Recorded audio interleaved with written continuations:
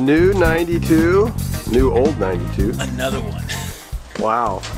Yeah, just picked this up from Rick Ballooney, and hopefully we've got a bunch of usable parts out of it. Looks like another adventure is about to begin.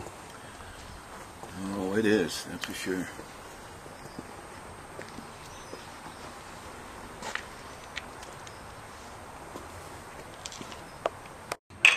Okay, we're running. So tell me about what you found when you pulled the motor apart. Okay, first off, you can see this crack on the side of the block. This crack tells you two things. One is a competition engine, the tune-up was probably off, but it also points to another issue which is really critical and not many people pay attention to it. On your conventional 4-bolt cap conversion on a Chrysler, you have this step area on the cap.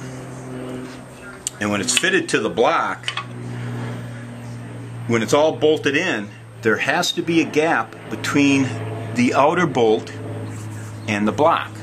Doesn't matter how much of a gap. It can be 10 or 15 thousandths. It can even be up to a 1/4 inch. There has to be a gap.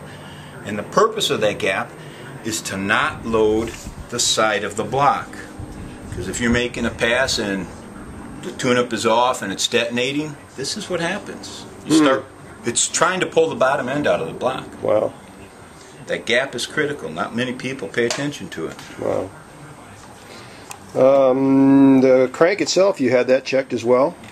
Yes, the crank is cracked right in the radius of the very first journal between the counterweights, and it's a pretty substantial crack. So while I don't know the history of this engine, I do know that it was a competition engine. Okay. Considering the blower was damaged on this, it might have been a pretty hardcore alcohol combination. But two things to watch out for: main cap fit up and cracks in the crank. The last thing you need is to have any one of these parts fall out on the track when you're doing it. Yeah, no, that would not be good. Okay, very good. Thank you for the explanation. Here's another thing to pay attention to, and anybody who's been running these cars, even for a little while, will have experienced this. If you look at these two push rods, the long one is the exhaust push rod, the short one is the intake. Right. But if you look at the gap on the adjuster on the exhaust push rod, it is 300 thousandths of an inch. If you look at the gap on the intake, this is what you're trying to achieve. So the problem with this exhaust push rod is that the tube length is too short by about 250 thousandths. Because what will happen is you try to run this, and especially for those of us that drive these cars, the first thing that will happen is you'll bend this tip. Very good. And if you're lucky, that's all that will happen. Yeah, right. But the push rod length is critical. The tube length in this case. Of course, if you go to adjustable rock arms, you don't have this issue to worry about at all. Right.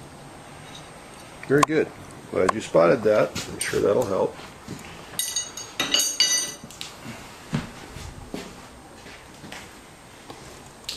This is what happens when I run out of room in the shop. It all goes back into the trailer. Sure.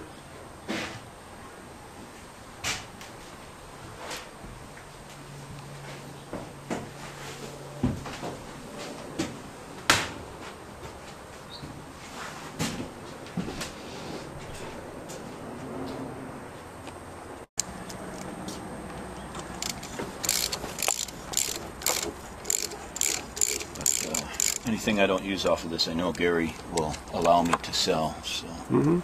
Good.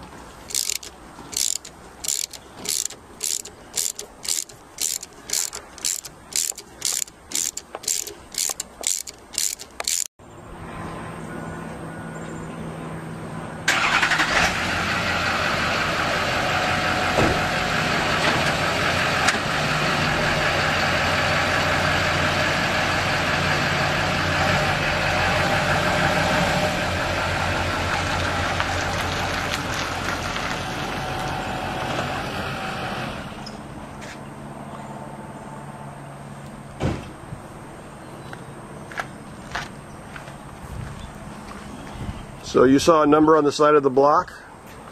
It was NE 57 and something. So it is a 57. Yeah, it's a 57 model wheel.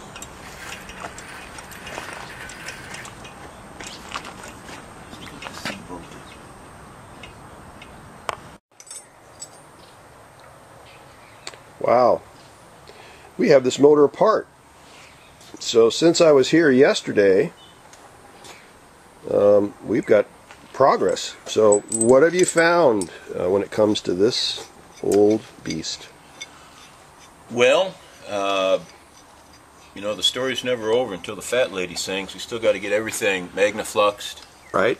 Clean and magged. So what are you hoping for? Crack-free components. Despite the engine color, the head's never been off, the oil pan's never been off. It's a standard bore. So far everything is looking good. And does this thing tell you anything? So you basically feel confident at this point that things are moving along at a good pace in terms of the way it's shaping up? The short block now will be disassembled at some point today. I'm not going to be too concerned about the cylinder heads today. Mostly I'm chasing this for the crank and the block. Right. And everything else will be available for sale if anybody's interested. Right.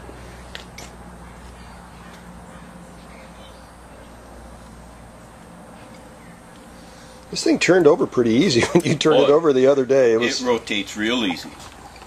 That's a good sign, I'd say. Yeah, it's a standard 4-inch bore. It's never had the pistons out of it. It's an A1 block. Did you figure out what it came out of by any chance? No, I forgot to look the serial number up. Yeah. But it's probably a full-size Imperial or something. Mm-hmm. But it is a 57 model year. Even the fuel pump glass is still intact. And it wasn't really dirty or a mess like it was outside or anything, right?